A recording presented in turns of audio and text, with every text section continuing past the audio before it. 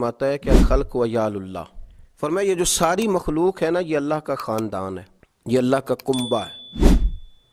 और हुजूर फरमाते हैं कि अल्लाह उस बंदे से मोहब्बत करता है जो उसके कुंबे से प्यार करता है। हमारे जितने वो लोग हैं जो इस मुश्किल की घड़ी में लोगों की मदद के लिए निकले हुए हैं, आजमाइश की इस घड़ी में जो लोगों का ख्याल रख रहा है। हर आदमी अपने बच्चों को अपनी छतरी के नीचे लिए घरों के अंदर बैठा है, लेकिन पुलिस वाले रोड पर पहरेदारी का फरीज़ा सर अंजाम दे रहे हैं। सब लोग अपनी अपनी फैमिलियों के साथ अपने इलाकों में मौजूद हैं, लेकिन पाक फौज के जवान वो अपने शहरों से, अपने इलाकों से दूर, अपने हाथों के अंदर कौम की निगहबानी का झंडा उठाए दूर खड़े हैं, पहरे का फरीज़ा सर अंजाम दे रहे हैं, ड्यूटियां कर रहे हैं, लोगों का ख्याल रख रहे हैं, लोगों को तलकीनें कर रहे हैं।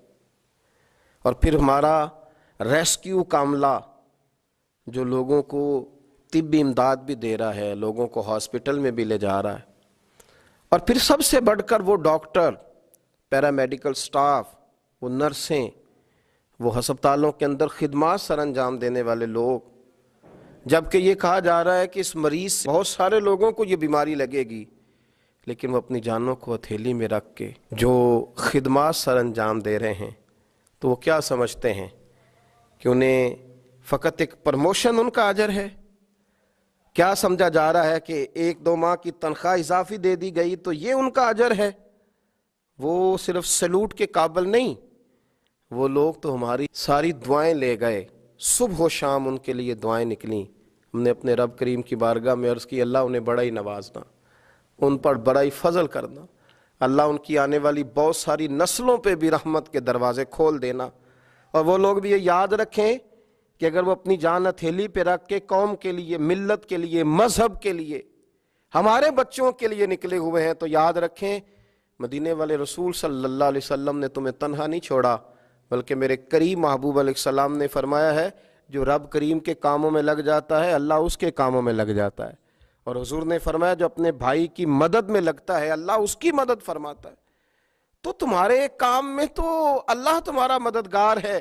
तुम अगर किसी के बच्चों के रखवाले हो तो तुम्हारे नौनिहालों की हिफाजत अर्श का मालिक फरमाएगा, वो तुम्हारे घरों में खैर करेगा, वो तुम्हारे लिए आसानियाँ करेगा, वो तुम्हें बड़ा नवाजेगा, वो तुम्हारी सांसों में खुशबुएं भर देगा, वो तुम्हारे लिए खैर वाला मामला करेगा। याद रखना तुम तन्हा नहीं हो, तुम्हारे साथ कौम की दुआएं हैं, तुम्हारे साथ लोगों की आरजुएं हैं, लोगों के अच्छे जज्बात हैं।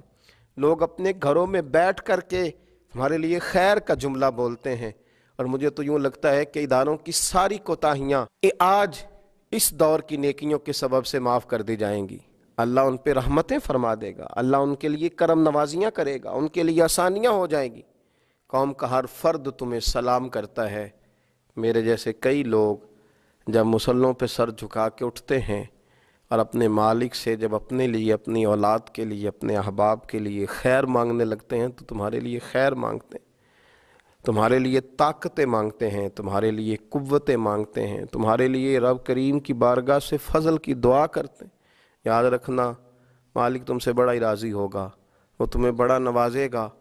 दुनिया मिट जाएगी, ख़त्म हो जाएगी, लेकिन धरती के लिए अपना पेश करने वालों के नाम चमकते दमकते खूब रहेंगे। कभी भी अपने आप को तन्हा और कमज़ोर न समझना। अल्लाह तुम्हारी निगहबानी फरमाए।